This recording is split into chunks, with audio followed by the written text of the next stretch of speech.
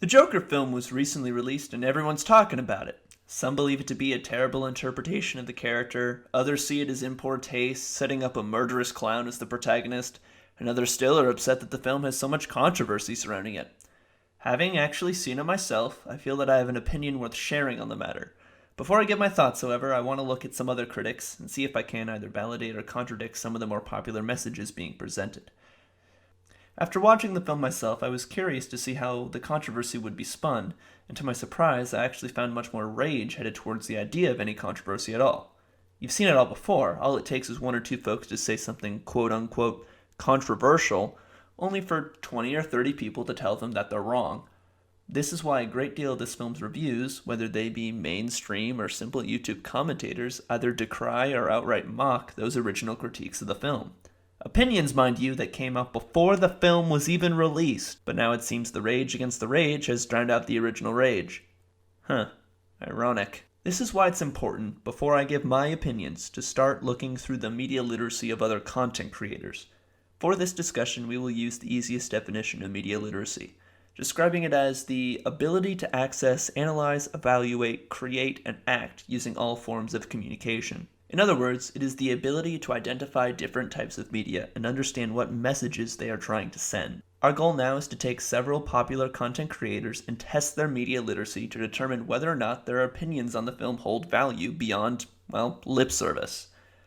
Our methods will be to see how these content creators address the controversy, if at all, how involved their discussions on the film's content truly are, and how they processed and understood the ideas presented in this film.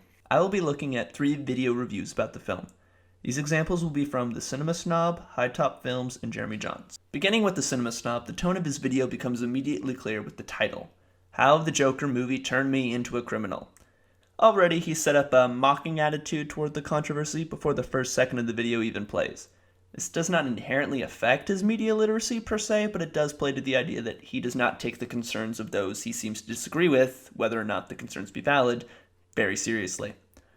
For the first 2 minutes of his review, which is a third of the video, he presents a straw man argument that the previous Joker movies had the titular character as a hero, poking fun at the idea that having this version of the Joker be violent is nothing new to the character. What he fails to mention in this section, however, is that there haven't been previous Joker films. I mean, he says it right here. Todd Phillips' new Joker movie makes the questionable move that no other Joker movie has done before by making the Joker a crazy man with serious psychological issues. How in the world can he take this hero of the DC Comics and turn him into a villain? I know what he's trying to say. Films with the Joker have always had the character as violent and psychotic. But the point of concern by the film's detractors wasn't that Joker was violent or psychotic, but that he was the protagonist. You see, the role of characters as protagonists or antagonists frames their actions in certain ways. It doesn't necessarily make them the hero or villain, that's a reductionist viewpoint. But having a character as a protagonist means you'll see the world from their point of view. You'll see their struggles and the obstacles and adversaries they need to overcome. You're with them most often in the film, and as an audience member, you follow their journey. No other movie with the Joker has done this before, because no other film has tried to take this character, one known for abusing women and killing children, and make him the protagonist. The controversy, again, was not about having Joker be violent. It was about having the story of that violent character be made into a movie at all. Continuing on Cinema Snob's take, there's this quote here that gives me pause. What does this Joaquin Phoenix Joker do? I'm guessing that he goes on late-night television to tell nothing but offensive jokes. Did you catch that? I'm guessing. This review dropped on the Wednesday of opening week for the film, so it's possible that the snob had seen the film and he's doing a bit routine, one about an uninformed fan who's commenting on something before seeing it, but it also makes me wonder if the cinema snob isn't doing the same thing. I don't know for certain if he's actually seen the movie when he made this, and I'm more than a bit confused. While editing this, it came to my attention that the Cinema Snob has his Midnight Screenings review, which is a lot more in-depth on the film, because, he'd actually seen it. Both he and his friend Rob feel the movie did not live up to the hype set up by the Rage Machine, but I digress. All the same, his film still reflects a very particular attitude and complex concerning film discourse. He spends the next 2 minutes of his review, again, a third of the video, talking about, or rather not talking about, the attention this movie has received from the incel community. For those not informed about the gross underbelly of the internet, incel stands for involuntary celibates, a group of men online who believe that they are owed sex from women. They're a sad group of disgusting losers whose gross ideals have led to tragic mass shootings throughout the United States. The cinema snob decides instead to pretend this group doesn't exist, joking that incel stands for involuntary celestial. This is very interesting, and I want to get back to it later, so just keep it in the back of your mind for now. The final 2 minutes of his video continue his use of this straw man fallacy, mocking the argument that having any morally ambiguous character be the protagonist or sympathetic is clearly going to give dumb people the wrong idea of a film, because the movie made them think so. It's clear that he doesn't actually believe this, and doesn't believe that any reasonable-minded person would be swayed to rob banks or murder children because a protagonist in a movie did it. On this, we both agree. No rational person would do any of this. However, that's not what the core critiques of the idea of this movie are trying to say. The scores of concerned commentators aren't worried about reasonable individuals going mad, but about giving unreasonable individuals such as incels or mentally unstable loners an excuse. Now, should we as a society barricade films from being made to prevent the possibility of violence and mass shootings? It's a serious question with potentially long-lasting consequences concerning censorship and creative license. Unfortunately, that's not the conversation the cinema snob wanted to have, instead devoting his time to painting a group he disagreed with as completely foolish and ignorant to reality. If that was your plan, well done, I guess. Well, not well done, because half of your arguments were coded in fallacies any high schooler could have seen through, but other than that, good job. Whether by choice or by ignorance, the cinema snob doesn't delve that deeply into the broader issues this film presents. Next, I want to take a look at High Top Films, who titles his video, Joker is a Miracle. He starts with this simple teaser. Now, this may surprise you, especially considering the title of the video, but I wasn't a big fan of Joker. Already we can see this video has a complicated relationship with the film in discussion, holding two seemingly contradictory opinions at the same time.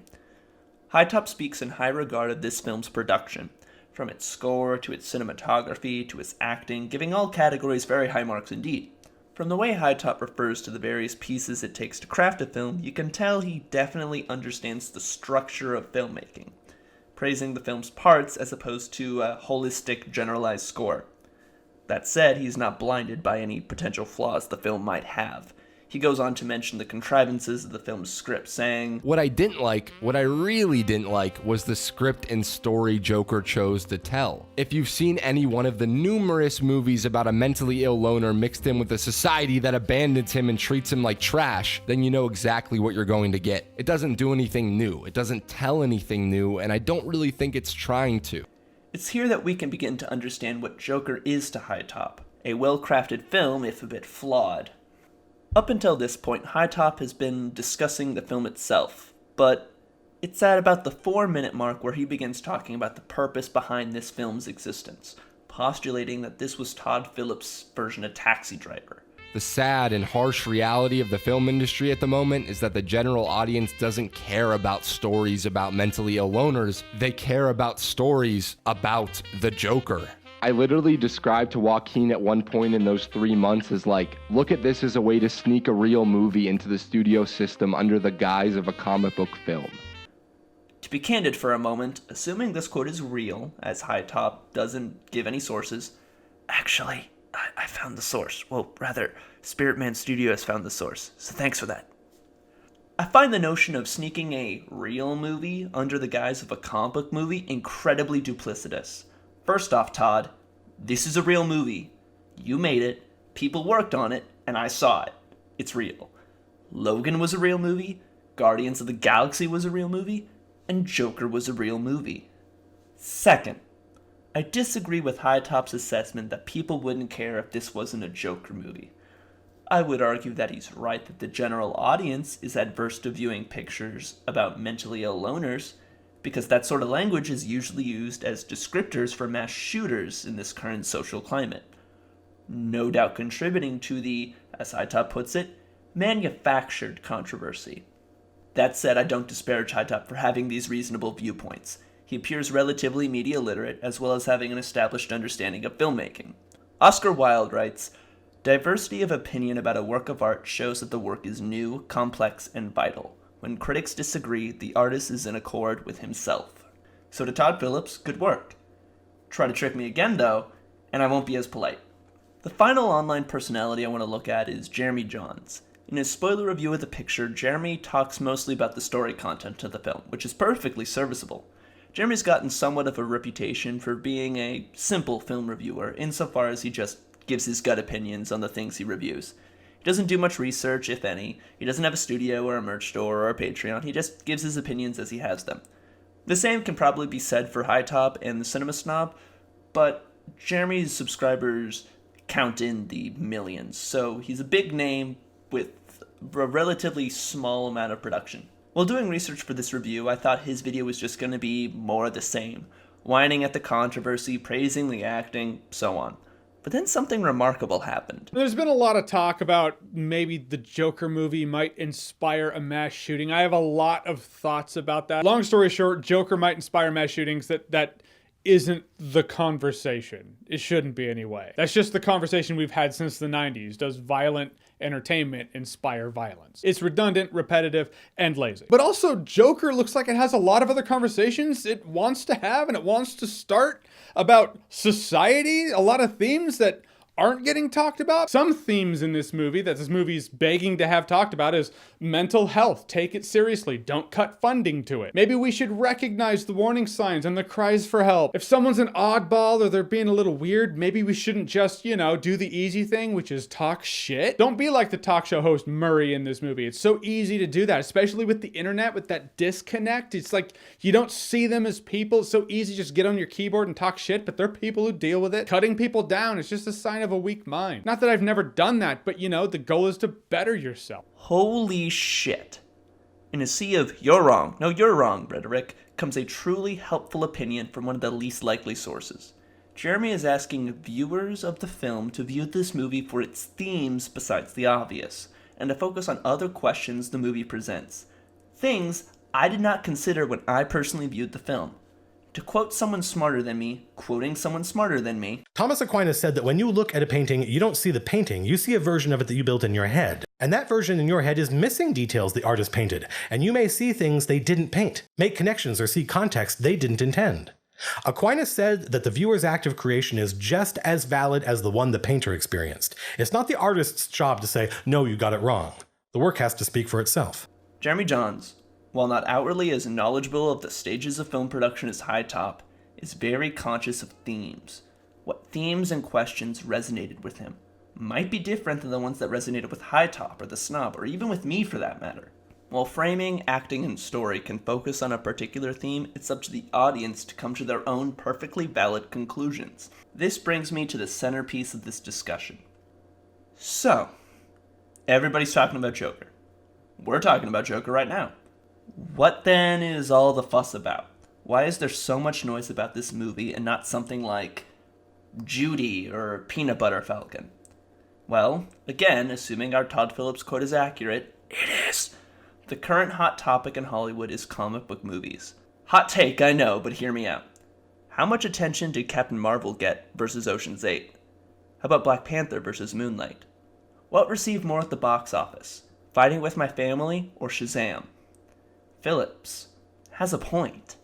I don't like it, but it's true. That said, when making a film for a wider audience, one should be mindful of the message you are trying to convey. Let me give you an example, and one that the Cinema Snob was kind enough to mention earlier. Snob remarks on how films like American Psycho did not lead to crime waves. It's here I think there's a mild difference in that picture versus Joker, but one that adds up. In American Psycho, Patrick Bateman, "Is that Batman? confesses to killing Paul Allen, Is that Joker?" and is received with nothing. Either no one believes his confession or no one cares. He receives no further attention for it, and struggles with a lack of catharsis brought upon by the indifferent reaction of his peers. Compare this to Joker, where Arthur Fleck is constantly reminded he's a nobody, and he doesn't matter, and that even his romantic relationship was imagined, and there's no one left for him. His response to an uncaring world is violence, and he's met with thunderous applause. Arthur finds a new family in this revelation of anarchy and destruction. He's given the limelight and importance, something he's always craved. And therein lies my biggest problem with the film, the attention and its message. Sure, films have done this before, but as Todd wanted, this film has received a much wider audience than most others of its type. It garnered the attention of much more than just comic book fans, and its message, either by story contrivance or by intention, was to have Arthur self-actualized surrounded by cheering rioters. He's rewarded with attention, rewarded for his violent actions. To bring it back to the real world for a second, what message do you think this sends to the irrational viewers, those among the gross underbelly of the internet? I want for a moment to bring forward a quote from a personal mentor of mine, Spiritman Studios. He says in his review of the film, "Some people also thought that this film was going to give rise to incel violence, and I have to say that they're just wrong again. There isn't a part in this film where Joker is all like, yeah, fuck women if they don't want my package. Like, that's just stupid. It would have been really stupid if they put that line in. This is just a bad argument to be making, and it's just for clicks. Don't buy into that argument." Unfortunately, it isn't a hypothetical argument. He messaged me only a few days ago saying that a few days after his review went live, there was actually a bomb threat at a local theater. So, what is there to do about it? Well, remember that surprise tool from earlier? Oh yeah. You see, the thing about attention, it's only powerful when it happens. As real as this threat may be, the perpetrators want you to be afraid, to be worried, to take their threat seriously. This platform that they've suddenly received is feeding a growing ego they've built in their heads. Do you want to know how to starve such an ego? You joke about it. Nothing pisses off a bully more than robbing them of their power, having fear roll off your back as if it was nothing at all. Bigots, sociopaths, and violent killers want you to be afraid, and the best thing that you can do is fucking laugh at them. So, who's right? The snob, High Top, or Jeremy? Well, if you've been paying attention, you'll recall Matt Colville's Thomas Aquinas quote. Say that 5 times fast. The viewer's act of creation is just as valid as the one the painter created. I'm going to get on a soapbox about film criticism for a moment. I feel you do not need a degree to speak on a film with authority. You do not need to be published to speak on a film with authority. You do not need a public image to speak on a film with authority. All you need is to have actually seen it. The Snob, High Top, and Jeremy have all seen this film. They all range in their media literacy, but each of them brought a unique perspective to the table. High Top spoke on the finer points of Joker's production, Jeremy spoke on Joker's themes, and the Snob, whether intentionally or not, spoke on how we should treat violent persons who just want attention. They are all right, because it was the version of the film they built in their head. The concern arrives when their opinions, just like anyone else's, stomp over the realities others must deal with. There's a fine line between ignorance of a situation and arrogance of thinking that you know more about something than someone who's lived it. Telling victims of a mass shooting like the one in Aurora that their opinions are inflated is dangerously overzealous. I urge extreme caution in sharing such opinions. I say this not because any of these creators might go that far, but instead to tell you, the viewer, to be mindful of your preconceptions. I thought, for instance, this movie was going to be a terrible cash grab, and I was genuinely surprised to find quite the opposite. The thing about expressing your opinions, they need to be based on some sort of research or quantifiable ideal. Otherwise, you could be luring people into a false pretense without even knowing it. In this film, there exists a line, "No one listens anymore. No one is willing to hear the other side." It's important when speaking about politics, or in this case, media that discusses politics, to be knowledgeable. It's easy to say that you're neutral to something when you haven't actually done any research. It's a lot harder to listen to both sides. Not because you have to, but because you genuinely want to. And that can be hard. It's easy to say that there are good people on both sides, because then you don't actually have to look into the issues at hand. To bring it back to the controversy about Joker, there's a lot of valid criticism on both sides. One faction believes that this film shouldn't have been made in this current political climate, due to it being about a white male, mentally unstable loner. The other side thinks that silencing art is against the First Amendment, and silence is free speech. I would like to propose a challenge, then, to both sides. If you fell more towards the first group, I would ask you this. Should Hamlet, a story about a white male loner who is mentally unstable and prone to homicidal tendencies, be banned from being taught in schools? Should any other story which shares similar traits? To those who fall more towards the second group, I would ask, if you really believe in free speech, have you ever found yourself trying to silence public speakers like Colin Kaepernick or Greta Thunberg? It is important to have consistency in the values you represent. Otherwise, if you chose just this film to take a stand against, or just this film to stand behind, perhaps you should ask yourselves why. Is it because you truly believe in the cause, or is it because you detest the generalization of your perceived opposition and just want to show them up? If you are proving someone wrong just to say they're wrong and not to actually enlighten the world, then yours is an opinion not worth sharing. But what about the film itself? What did I think? After all this time and research, what is my final opinion on the movie? It was well made, but not for me. Bye! If you like the work I do on the channel or just want to keep hearing me talk, I have a Patreon. The link is down below among the other sources I used to research this video, as well as the other channels I referenced. I had a lot of fun putting this together, and I really do hope I can, do more stuff like this in the future. Thank you, and see you around, mate.